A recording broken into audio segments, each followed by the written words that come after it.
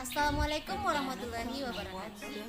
Saya Yun Andriani, Angkatan 1 CGP Kabupaten Parigi. Dalam video kali ini, saya akan membahas tentang demonstrasi kontekstual modul 3.1.A.7, yang mana pertanyaan pertama,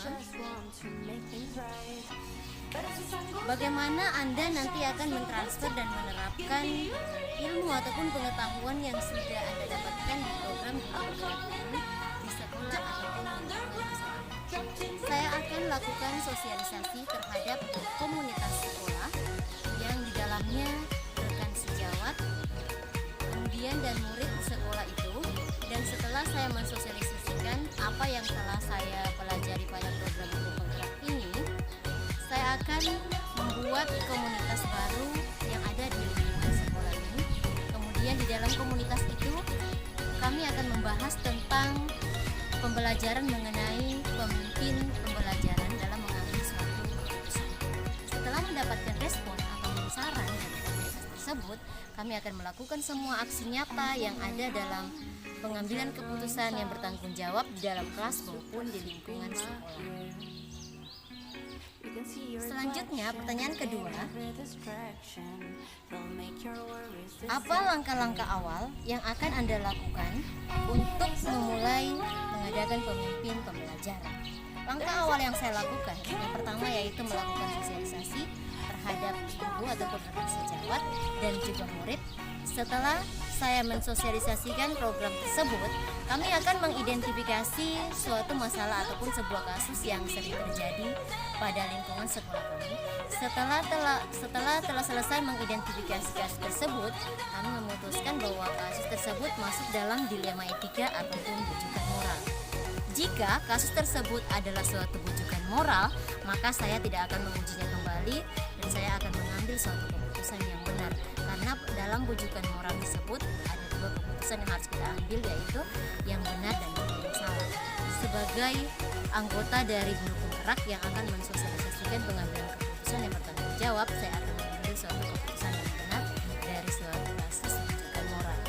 Jika kasus tersebut adalah suatu dilema etika, maka saya akan mengujinya terlebih dahulu, yang mana alat untuk menguji kasus dilema etika tersebut yaitu ada 4 paradigma dan 3 prinsip serta 9 langkah pengambilan keputusan. Dan mana pada dilema etika tersebut kita harus memilih antara dua keputusan, yaitu keputusan yang benar dan yang benar. Maka kita harus menguji keputusan tersebut sebelum mengambil suatu keputusan yang paling benar dalam memecahkan kasus tersebut. Pertanyaan ketiga, mulai kapan Anda akan menerapkan langkah-langkah tersebut? Hari ini kah, besok, ataupun hari apa? Catat rencana Anda sehingga Anda tidak lupa. Saya akan mulai menerapkan pembelajaran tersebut ataupun pembelajaran yang telah saya dapatkan pada guru penggerak. Saya akan memulainya setelah saya mendapatkan suatu pembelajaran, yakni yang pertama saya mulai dari diri saya sendiri, kemudian saya akan mengimbaskan kepada rekan sejawat maupun murid yang akan selalu terlibat dalam suatu pembelajaran kebangsaan. Yang pertama saya akan mengingatkan untuk menanamkan budaya positif, karena menerapkan suatu disiplin agar dapat menjadi contoh ataupun panutan baik dari rekan sejawat maupun murid yang ada di sekolah tersebut.